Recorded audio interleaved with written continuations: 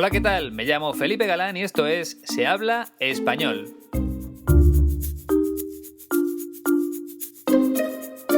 Bienvenido, bienvenida al podcast número 24, que hoy tiene como protagonista a la escritora Matilde Asensi. Pero antes, déjame recordarte que si estás pensando en venir a España para mejorar el idioma, la mejor opción, por supuesto, es acudir a la escuela de mi amigo Iñaki. Lo sabes perfectamente, se encuentra en la ciudad de León, porque allí te van a tratar como si estuvieras en tu propia casa.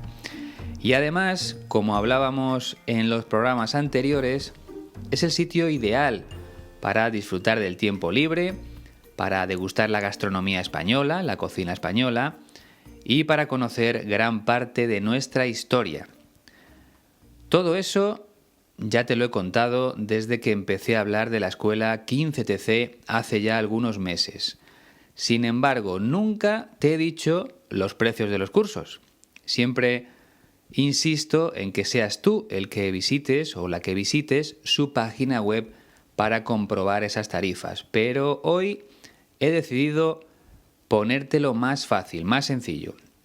Si tienes un minuto, lo mejor, por supuesto, es que entres por tu cuenta en www.15tc.es. Pero yo te voy a adelantar una parte de la información que vas a encontrar en la web de la escuela.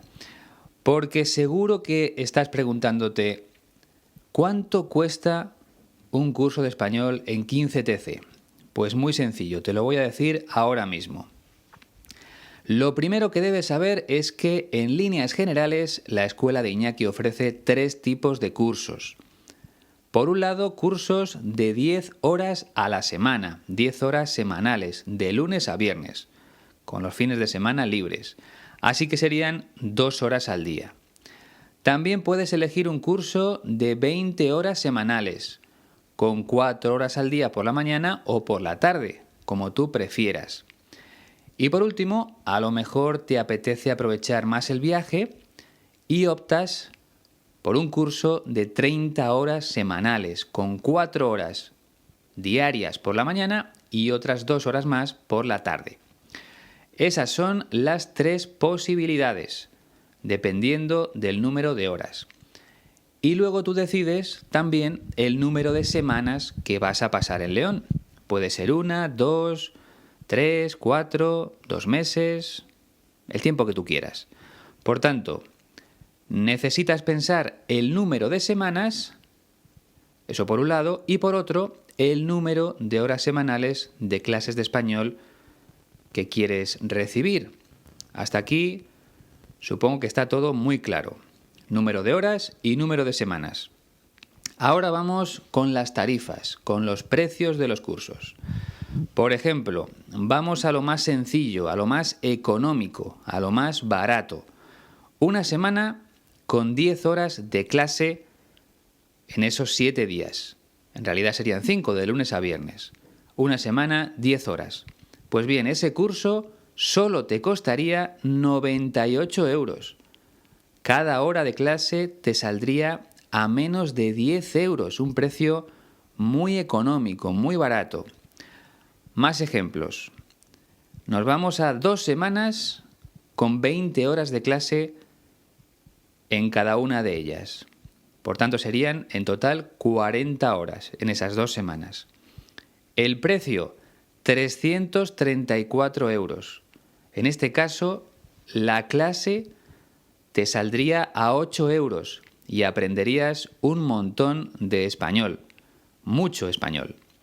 Por último, un curso completísimo de 4 semanas con 30 horas a la semana, en total 120 horas de español con 6 horas diarias, serían 992 euros.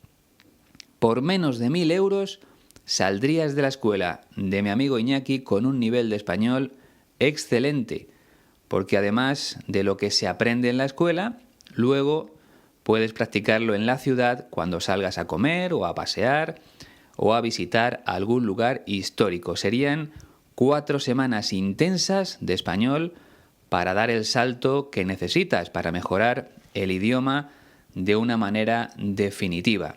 Eso fue, por ejemplo, lo que hizo otro amigo mío, Alejandro, hace ya algún tiempo. Quería perfeccionar su inglés y se marchó durante unas semanas a Escocia y volvió de allí hablándolo perfectamente. Por tanto, es una gran forma, quizá la mejor manera de aprender un idioma, en este caso el español. Meterse en un lugar donde te enseñen y además tener la oportunidad de practicarlo en esa misma ciudad. A lo mejor, por ejemplo, en tu país estás acudiendo a una academia de español. Piensa en el dinero que te cuesta al mes y luego multiplícalo por los 12 meses que tiene el año. Yo te propongo que es mejor guardar ese dinero y viajar a España durante unas semanas para asistir a un curso definitivo como los que ofrece la escuela 15TC. Yo creo que merece la pena. Entra en la página web www.15tc.es y descubre todas las posibilidades. Además, recuerda que puedes ir a León en cualquier época del año. En la escuela te van a ayudar a encontrar un lugar donde vivir durante ese tiempo, un hotel, un apartamento. Y recuerda que si reservas el curso para un grupo de personas, tendrás un descuento del 15%. Saldrá todavía más barato. Y puedes pagarlo en 2 veces, como voy a pagar yo el máster de profesor de español. Primero te van a pedir el 20% al realizar la reserva del curso, al contratarlo, y más adelante tendrás que pagar el resto. Yo creo, como te decía, que es una oportunidad fantástica para mejorar tu español. No te lo pienses y echa un vistazo a la página web www.15tc.es. Te dejo, como siempre, ese mismo enlace en la descripción del podcast. Solo tienes que pinchar en la dirección de la página web y ya te manda a ese sitio para que compruebes todos los servicios, todas las tarifas, todos los precios. Y ahora sí, vamos con el podcast número 24.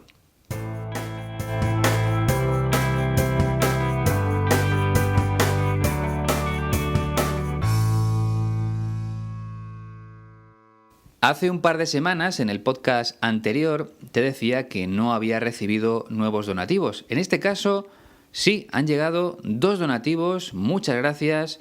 Este podcast está especialmente dedicado a esas 2 personas, por supuesto, a Fernanda Mombrini, de Brasil, y a Damian Gill, creo que de Irlanda del Norte. Si estoy equivocado, Damian, escríbeme y dime exactamente desde dónde me has enviado el donativo. Creo que es Irlanda del Norte. Y además, Damian me ha dejado un mensaje muy bonito que voy a leer a continuación. Hola Felipe, me gustan mucho tus podcasts. Me gusta correr y los escucho cuando estoy corriendo. Sigue con el buen trabajo y buena suerte con el máster.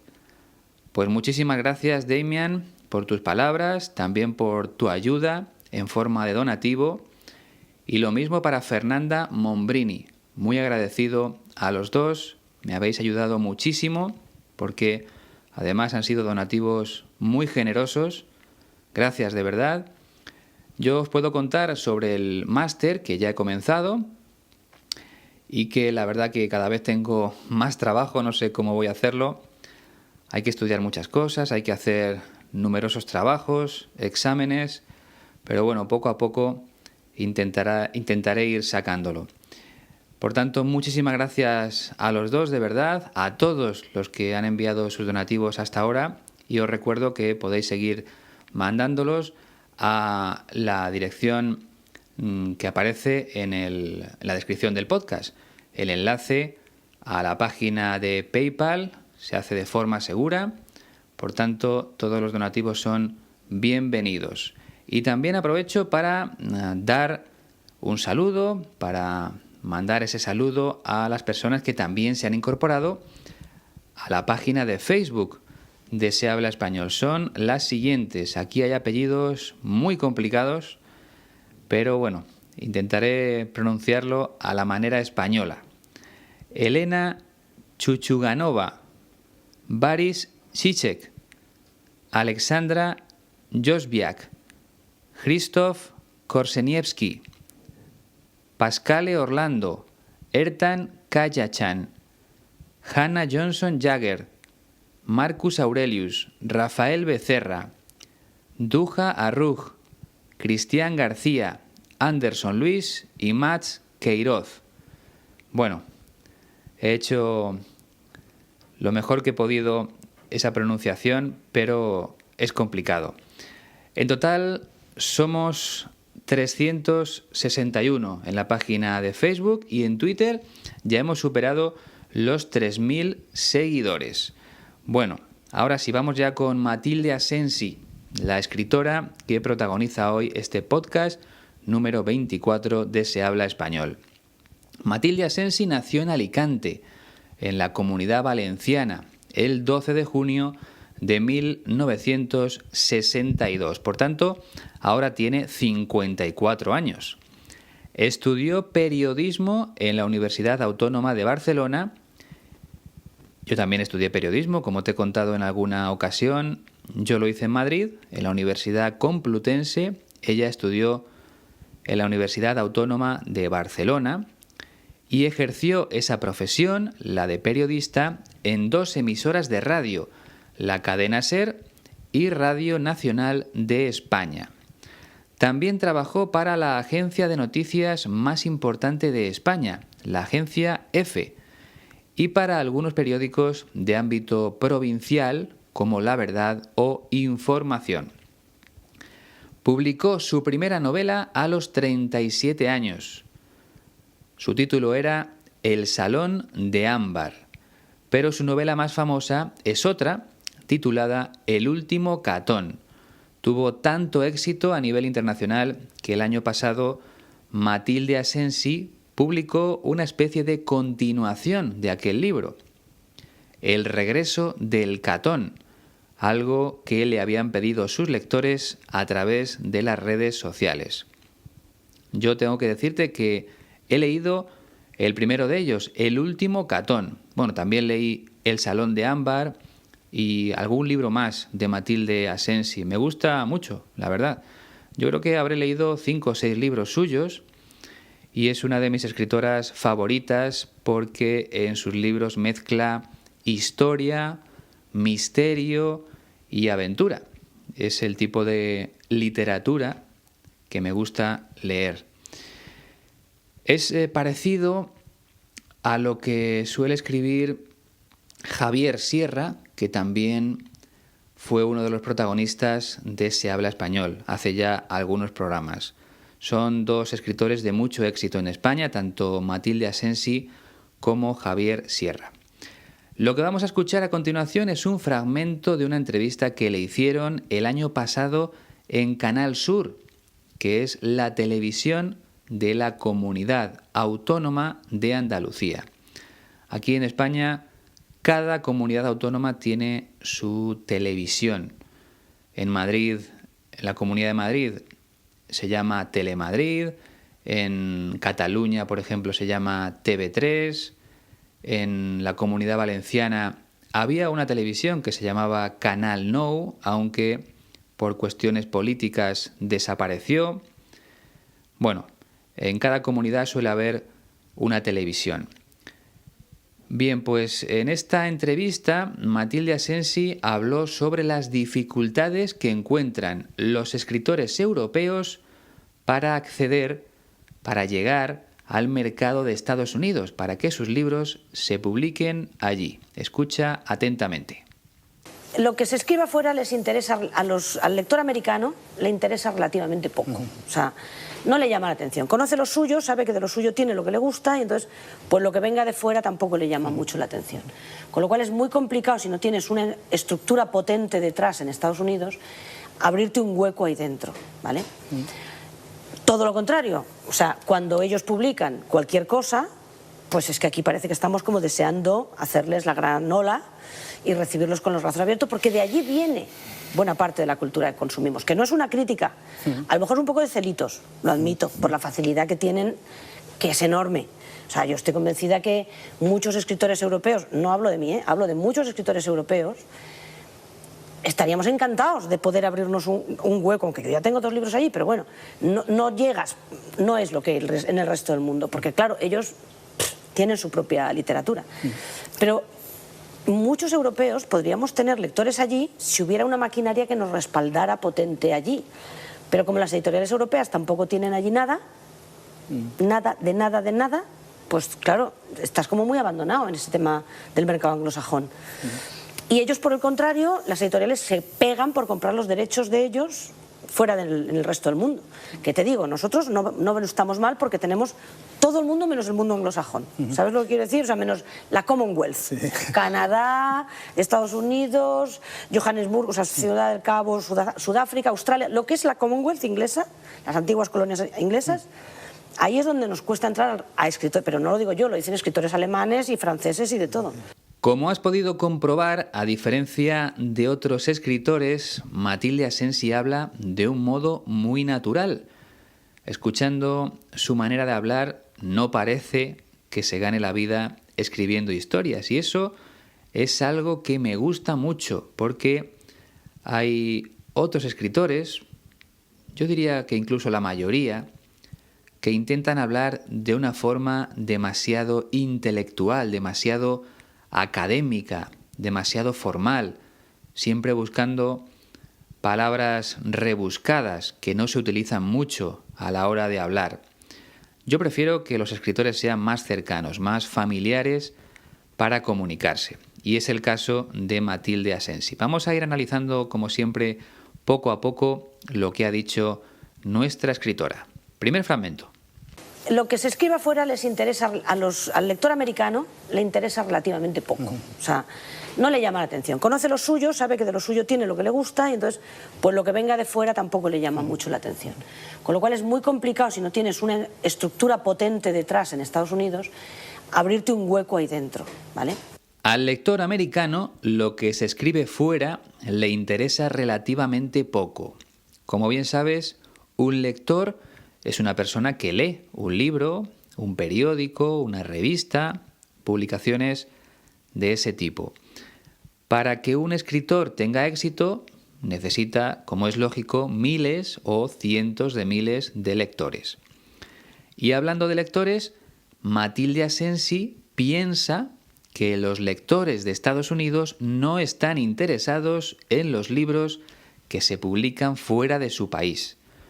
La escritora nombra a los lectores americanos, pero en realidad se está refiriendo a los lectores de Estados Unidos. Aquí en España utilizamos mucho ese gentilicio para hablar de personas de esa nacionalidad. Ni siquiera decimos norteamericano, simplemente americano. Y sé perfectamente que es un error, pero lo cometemos a menudo. Por ejemplo, si hablamos de un jugador de baloncesto de Estados Unidos, decimos, este jugador americano es muy bueno. Es una costumbre, no sé muy bien por qué lo hacemos. Es más, cuando hablamos de una persona de México, nunca nos referimos a esa persona como americana, sino como mexicana. Parece que en América solo se encuentra Estados Unidos, solo existe Estados Unidos, pero no es así. Así que es un fallo por nuestra parte, y ya lo conoces por si en alguna ocasión escuchas algo parecido. Vamos a volver a las palabras de Matilde Asensi. Dice la escritora que a los lectores de Estados Unidos no les llama la atención lo que se publica fuera de su país, los libros, las novelas que se publican en otros lugares del mundo. Y lo explica con estas palabras. Conoce lo suyo, se refiere al lector de Estados Unidos, los libros que se publican en su país. Sabe que de lo suyo tiene lo que le gusta. Es decir, el lector tiene suficiente con los libros que aparecen en su país porque entre todos ellos encuentra los que le gustan, porque hay mucha variedad, muchos tipos de libros. Allí se publican libros de cualquier género y sobre cualquier tema. Por eso no le hace falta buscar en otros países. En Estados Unidos tiene todo lo que necesita. Por eso, lo que venga de fuera los libros que lleguen de otros países no le llaman mucho la atención, no siente ningún interés por ellos. Con lo cual, por esa razón, es muy complicado abrirte un hueco ahí dentro, en el mercado literario de Estados Unidos, si no tienes una estructura potente detrás en ese país. Es decir, si no cuentas con el apoyo de una buena editorial estadounidense, es muy difícil que tu libro se abra un hueco en ese mercado. Abrirse un hueco significa lograr un puesto estable en un lugar de trabajo, en un deporte o en cualquier otro sitio. Un hueco es algo parecido a un agujero. Por ejemplo, empiezas a trabajar en una empresa nueva, pero en prácticas, estás aprendiendo, eres joven y empiezas de esa forma en la empresa, por un tiempo determinado, simplemente como te decía, para aprender. Y tus padres te dicen, hija o hijo, esfuérzate mucho para abrirte un hueco, para alcanzar un puesto a largo plazo en esa compañía, para tener un sitio allí. Eso significa abrirse un hueco. Otro ejemplo. Vamos con el baloncesto, que me gusta mucho. En la NBA, aquí en España, como ya te he dicho alguna vez, hablamos de NBA, aunque sería NBA, pero bueno, aquí tenemos la manía, la costumbre de hablarlo todo, o pronunciarlo todo en este caso, a la manera española. Bien, pues en la NBA, los rookies, los novatos, empiezan la temporada con el objetivo de abrirse un hueco dentro del equipo, dentro de su franquicia. Su meta es lograr que el entrenador confíe en ellos y jugar muchos minutos. Eso es abrirse un hueco. Algo que intentan conseguir los escritores europeos en el mercado literario de Estados Unidos, en el mercado de los libros. Tratan de publicar allí sus novelas para llegar a millones de lectores, pero siempre encuentran muchas dificultades. Vamos ya con el segundo fragmento. Todo lo contrario, o sea, cuando ellos publican cualquier cosa, pues es que aquí parece que estamos como deseando hacerles la gran ola y recibirlos con los brazos abiertos, porque de allí viene buena parte de la cultura que consumimos, que no es una crítica, a lo mejor es un poco de celitos, lo admito, por la facilidad que tienen, que es enorme. Todo lo contrario. Aquí quiere decir justo al contrario sucede con los escritores de Estados Unidos. O sea, cuando ellos publican cualquier cosa, cualquier libro, aunque no sea muy bueno, pues es que aquí parece que estamos como deseando hacerles la gran ola y recibirlos con los brazos abiertos. Por cierto, aquí hola es sin H. Cuando saludas es hola con H. Cuando hablas de la ola del mar es sin H. Vamos por partes. Hacer la ola es un fenómeno que ocurre en los eventos deportivos. Generalmente yo lo conozco en el fútbol y se produce cuando los espectadores van levantándose progresivamente unos detrás de otros con los brazos en alto, reproduciendo el movimiento de las olas en el mar. Se empieza en una zona del estadio y esa ola vuelve al mismo sitio unos segundos después. Si te gusta el fútbol, seguro que lo has visto en alguna ocasión.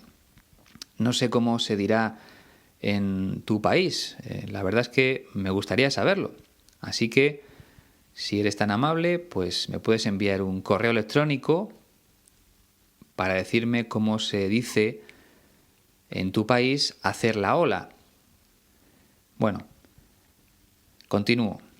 Normalmente la ola se hace cuando el equipo local está ganando, porque los aficionados de ese equipo, los espectadores del estadio, están contentos por el resultado y lo demuestran de esa forma, lo demuestran con ese gesto de admiración hacia los jugadores. Entonces, Cuando empleamos esa expresión, hacer la ola, fuera del contexto deportivo, lo hacemos para demostrar nuestra alegría por un suceso, por un acontecimiento. Por eso Matilde Asensi dice que cuando un escritor estadounidense publica un libro en España, le hacemos la ola, es decir, demostramos nuestra alegría por esa publicación, como si fuera algo realmente extraordinario. Es una manera de expresar que se valoran los libros de escritores estadounidenses, se valoran más, en este caso, los libros de escritores estadounidenses más que los libros de autores españoles. No sé, ella no habla de ningún escritor en particular, pero se me ocurre el nombre de Dan Brown, por ejemplo. Una de sus novelas, El Código Da Vinci, en inglés creo que fue The Da Vinci Code, fue un gran éxito de ventas en todo el mundo, en España también, por supuesto, y después, cada vez que Dan Brown publicaba una nueva novela en España, los medios de comunicación lo anunciaban como si fuera una noticia extraordinaria. A eso se refiere Matilde Asensi con la expresión hacer la ola. Espero que lo hayas entendido bien. Es un poco confuso quizá, pero bueno. Y luego dice, de allí viene buena parte de la cultura que consumimos. De allí, de Estados Unidos, procede una gran parte, buena parte, de la cultura que consumimos. Cuando habla de cultura, entiendo que se refiere a los libros, a las películas de cine e incluso a la música, porque casi todo lo que consumimos aquí viene de Estados Unidos. Consumir significa varias cosas: comer y beber, pero también comprar o gastar. Los consumidores son las personas que van a una tienda a comprar, por ejemplo, ¿no? Los libros que se compran suelen ser de escritores de Estados Unidos. La música suele ser de grupos o de cantantes también de Estados Unidos. Y las entradas de cine que se compran suelen ser de películas hechas en Hollywood. Casi todo viene de allí, del mismo país. Y no creo que solo suceda en España. Imagino que ocurrirá lo mismo en otros muchos países. A continuación, Matilde Asensi deja claro que no es una crítica, no es algo en contra de los productos o de la cultura que llega de Estados Unidos. Ella dice, a lo mejor es un poco de celitos, de envidia. Tener celos es sospechar que tu mujer o que tu marido está enamorado o enamorada de otra persona. Eso es tener celos, estar celoso. Tener celitos es el diminutivo. Normalmente la palabra celos se emplea para relaciones amorosas, como te decía, pero también se pueden tener celos profesionales o envidia profesional, porque te gustaría conseguir los mismos éxitos que un compañero de trabajo. En este caso es parecido. Matilde Asensi dice que tiene celos, que siente cierta envidia de los escritores de Estados Unidos, porque tienen una gran facilidad para publicar sus libros en todo el mundo. Tienen una facilidad enorme, algo que no sucede con los escritores europeos en aquel país, ya que encuentran muchas dificultades para publicar sus libros allí. Venga, vamos ya con el tercer fragmento. O sea, yo estoy convencida que muchos escritores europeos, no hablo de mí, hablo de muchos escritores europeos, estaríamos encantados de poder abrirnos un hueco, aunque yo ya tengo 2 libros allí, pero bueno, no llegas, no es lo que en el resto del mundo, porque claro, ellos tienen su propia literatura. O sea, es decir, yo estoy convencida que muchos escritores europeos, esto ya lo hablamos en un podcast anterior, cuando se utiliza la expresión estoy convencido o estoy convencida, justo después se emplea la preposición de. Estoy convencido de algo, estoy convencida de algo. Pero al hablar muchas veces nos comemos la preposición. como en este caso Matilde Asensi. Y significa estar convencido o convencida es estar seguro o segura de lo que voy a decir a continuación. Matilde Asensi está convencida de que muchos escritores europeos estarían encantados de poder abrirse un hueco en Estados Unidos. Estarían felices si tuvieran la oportunidad de publicar sus libros allí con la ayuda de una editorial de ese país. Matilde Asensi dice que ella ya tiene 2 libros allí, 2 novelas publicadas en Estados Unidos, aunque quizá no hayan tenido el mismo éxito que en España o que en otros países europeos. Y continúa, no es lo mismo que en el resto del mundo, porque claro, ellos tienen su propia literatura. En otros países más pequeños, quizá los lectores no tengan la variedad de libros que hay en Estados Unidos. Por esa razón, en esos países sí pueden triunfar los escritores extranjeros. Pero en Estados Unidos es muy difícil, ya que cuentan con su propia literatura, con los libros que se publican cada año escritos por gente de allí. Es la misma idea que comentábamos antes.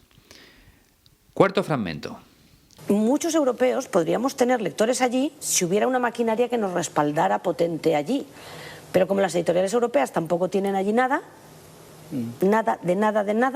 pues claro, estás como muy abandonado en ese tema del mercado anglosajón. Muchos europeos, se refiere a escritores, podríamos tener lectores allí si hubiera una maquinaria potente que nos respaldara. Cuando habla de maquinaria potente quiere decir una editorial potente, fuerte, importante, con capacidad para publicar el libro, pero también para promocionarlo de la manera más adecuada, con un departamento de marketing experimentado y con los recursos necesarios para llevar a cabo su trabajo. Cuando hablo de recursos, pues casi siempre me refiero a dinero. Si no, es muy complicado realizar una buena campaña de marketing. Y el verbo respaldar significa ayudar, apoyar. En este caso, lo que necesitan los escritores europeos es una editorial que respalde, que apoye su trabajo, sus libros, allí en Estados Unidos, porque esa es la única forma de abrirse un hueco en el mercado literario de aquel país. Y sigue diciendo, pero como las editoriales europeas tampoco tienen allí nada, es decir, las editoriales europeas no cuentan con las relaciones necesarias en Estados Unidos para distribuir allí sus libros, para comercializar allí sus libros, para vender sus libros. Quizá necesitarían establecer algún tipo de alianza, de asociación con empresas estadounidenses para poder vender sus libros allí. Pero de momento esas alianzas no existen, posiblemente porque las editoriales de Estados Unidos no estén interesadas, ya que tienen libros suficientes para satisfacer, para complacer los gustos del lector de aquel país. Por cierto, la expresión nada de nada se emplea cuando quieres reforzar esa idea, cuando quieres dejar claro que no hay nada, que no tienes nada. Por ejemplo, si alguien te pregunta por tu situación económica, no sé, ¿cuánto dinero te queda? Tú le respondes, nada de nada. Es una forma de decirle que estás en un momento económico muy complicado, muy difícil. Creo que en francés también se utiliza esa misma expresión cuando dicen rien de rien. Y concluye Matilde Asensi, estás como muy abandonado en ese tema del mercado anglosajón. Como no tienen una editorial fuerte en Estados Unidos, los escritores europeos se sienten solos, abandonados en el mercado anglosajón. Aquí se refiere en términos generales al mercado de habla inglesa. Cuando hablamos de un país anglosajón, queremos decir que allí se habla inglés, porque el anglosajón, si no me equivoco, era el inglés antiguo que se hablaba en Inglaterra y en el sur de Escocia desde el siglo V hasta el siglo XII aproximadamente.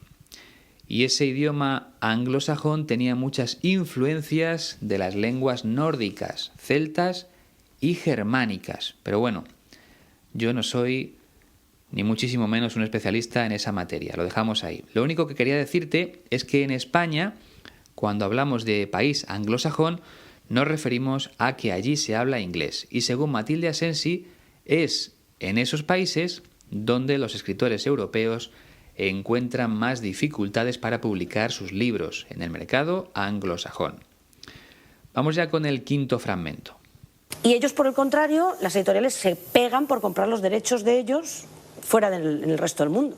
Que te digo, nosotros no estamos mal porque tenemos todo el mundo menos el mundo anglosajón. ¿Sabes lo que quiero decir? O sea, menos la Commonwealth. Sí. Y ellos, por el contrario, las editoriales se pegan por comprar los derechos de ellos fuera, en el resto del mundo. Las editoriales del resto del mundo se pegan, se pelean por comprar los derechos de escritores estadounidenses para publicar sus libros en otros países, porque saben que van a ser un éxito de ventas, como en el caso que hablaba antes de Dan Brown. Comprar los derechos significa pagar una cantidad de dinero para poder publicar esos libros fuera de Estados Unidos. Sigue Matilde Asensi. Nosotros no estamos mal porque tenemos todo el mundo menos el mundo anglosajón, menos la llamada Commonwealth. Es decir, tienen la posibilidad de publicar sus libros en todos los países menos en los de habla inglesa. Y eso le parece que no está mal porque el mercado es bastante grande, aunque lógicamente le encantaría, le gustaría que sus novelas llegaran con facilidad al lector de Estados Unidos, por ejemplo, ya que allí viven millones de personas y las ventas aumentarían de forma considerable. Aquí tenemos una frase en condicional, como la que explicamos hace poco. Si pudiera publicar sus libros en Estados Unidos, las ventas aumentarían, se incrementarían de forma considerable. Frase en condicional. Y en el siguiente fragmento habla de los países de la Commonwealth. Lo escuchamos. Canadá, Estados Unidos, Johannesburgo, o sea, Ciudad del Cabo, Sudáfrica, Australia, lo que es la Commonwealth inglesa, las antiguas colonias inglesas, ahí es donde nos cuesta entrar a escritores, pero no lo digo yo, lo dicen escritores alemanes y franceses y de todo. Creo que aquí comete un pequeño error porque, si no estoy equivocado, Estados Unidos nunca ha pertenecido a la Commonwealth inglesa. Si me equivoco, por favor, mándame un correo electrónico o un comentario en el podcast, pero creo que Estados Unidos nunca ha pertenecido a esa mancomunidad formada por las antiguas colonias inglesas. Pero bueno, yo creo que Matilde Asensi quería hablar simplemente de los países de habla inglesa, porque dice, ahí es donde nos cuesta entrar a los escritores, en esos países es donde resulta difícil entrar como escritor a vender tus libros. Y termina, pero no lo digo yo, lo dicen escritores alemanes y franceses y de todo. En general, están de acuerdo todos los autores europeos. Todos piensan más o menos lo mismo. Bien, pues vamos a escucharlo, si te parece, todo completo una última vez. Lo que se escriba fuera les interesa al lector americano, le interesa relativamente poco. O sea, no le llama la atención. Conoce lo suyo, sabe que de lo suyo tiene lo que le gusta y entonces pues lo que venga de fuera tampoco le llama mucho la atención. Con lo cual es muy complicado, si no tienes una estructura potente detrás en Estados Unidos, abrirte un hueco ahí dentro, ¿vale? Todo lo contrario, o sea, cuando ellos publican cualquier cosa, pues es que aquí parece que estamos como deseando hacerles la gran ola y recibirlos con los brazos abiertos, porque de allí viene buena parte de la cultura que consumimos, que no es una crítica, a lo mejor es un poco de celitos, lo admito, por la facilidad que tienen, que es enorme. O sea, yo estoy convencida que muchos escritores europeos, no hablo de mí, hablo de muchos escritores europeos, estaríamos encantados de poder abrirnos un hueco, aunque yo ya tengo 2 libros allí, pero bueno, no llegas, no es lo que en el resto del mundo, porque claro, ellos tienen su propia literatura. Pero muchos europeos podríamos tener lectores allí si hubiera una maquinaria que nos respaldara potente allí. Pero como las editoriales europeas tampoco tienen allí nada, nada, pues claro, estás como muy abandonado en ese tema del mercado anglosajón. Y ellos, por el contrario, las editoriales se pegan por comprar los derechos de ellos fuera en el resto del mundo. Que te digo, nosotros no estamos mal porque tenemos todo el mundo menos el mundo anglosajón. ¿Sabes lo que quiero decir? O sea, menos la Commonwealth. Sí. Canadá, Estados Unidos, Johannesburg, o sea, Ciudad del Cabo, Sudáfrica, Australia, lo que es la Commonwealth inglesa, las antiguas colonias inglesas. Ahí es donde nos cuesta entrar a escritores, pero no lo digo yo, lo dicen escritores alemanes y franceses y de todo. Bueno, pues ha llegado el momento de la despedida. Antes te recuerdo como siempre algunas cosas. No te olvides de valorar el podcast, de ponerle una nota, si es buena mucho mejor, y de compartirlo con tus amigos. Y si tienes alguna pregunta o si quieres que explique algo en el siguiente podcast o si quieres grabar un saludo y enviármelo para que yo lo pueda poner en el siguiente programa, puedes escribirme a sehablaespanolpodcast@gmail.com. Además, si tienes un minuto, únete a nuestro grupo de Facebook, donde ya somos más de 360, como te decía al principio, y sigue nuestro perfil de Twitter, donde ya hemos superado los 3.000 seguidores. Y por último, te recuerdo que puedes seguir enviando donativos a través de la página de iVoox de forma segura con PayPal. Tienes el enlace en la descripción de este podcast. Y además, te voy a decir una cosa. Si finalmente tomé la decisión de matricularme en el máster de profesor de español, fue precisamente porque se lo debía a las personas que habían enviado sus donativos. Hasta ahora hemos recaudado algo menos de 400 euros y el máster cuesta 3.000. Pero bueno, aunque no hemos alcanzado el objetivo, yo tenía claro que estaba obligado a matricularme en el máster porque me parecía lo más correcto después de haber recibido vuestra ayuda. Y creo que he tomado la decisión correcta, de verdad. Por eso os agradezco otra vez esa cantidad de dinero que habéis enviado hasta el momento, porque me ha ayudado muchísimo. Yo también he tenido que poner una parte importante, pero creo que va a merecer la pena y sobre todo creo que se lo debo a todas esas personas que me han enviado su ayuda de manera desinteresada. Muchísimas gracias a todos. Y como te decía, ha llegado el momento de despedirse. Ha sido un placer una vez más, como siempre, así que nos escuchamos muy prontito. Hasta la próxima.